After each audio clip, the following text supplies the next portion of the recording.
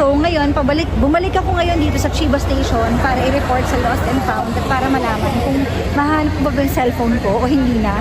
Sana mahanap ko pa. Ang kinakatakot ko lang yung foreigners, kung ang nakadampot foreigners. Kasi sa mga Japanese, wala pa akong history na alam na ganun. Kasi very honest sila eh.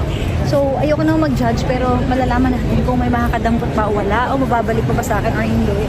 So samahan niyo ako sa journey ko ngayon sa paghanap ng cellphone. At wala na talaga ako maalala kanina. The last thing I know is hawak ko siya, hawak ko itong isa. May chinek lang ako dun sa isang phone tapos nilagay ko sa bag. Di ko alam kung nalaglag, naigon ko sa gilid or what.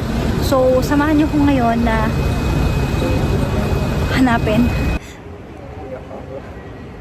So nandito na kami sa information. So kung yun ang gamit mo sa ChatGPT sa train talaga nawala yun.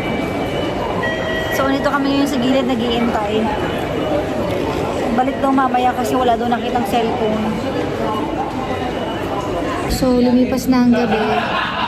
Wala pa rin. Nakailan tanong na rin ako sa Lost and Found. Wala. Kailangan na namin kumain ng dinner. So kakain na kami ng dinner ngayon guys. Pero sobrang bigat ng puso ko. Alam niyo yung ang bigat-bigat na nararamdaman ko ngayon na parang ba't ganon? Ba't dito pa ako naman ng cellphone? Siguro one last chance mamaya kapag balik namin dun sa station. Aasa pa ba? Nihintay ko na magsara yung train kasi baka mamaya sobrang busy yung mga tao. Wala silang time maganon. Or baka ang kukuha yung guard or yung security, something ganon. Hindi ko alam eh. Guys, nandito na ako sa bahay ngayon. Hindi ko nakita kanina, so nawawalan ako ng pag-asa. Pero ngayon, etong gagawin natin kasi tinulungan tayo ni Jel at saka ni Amit.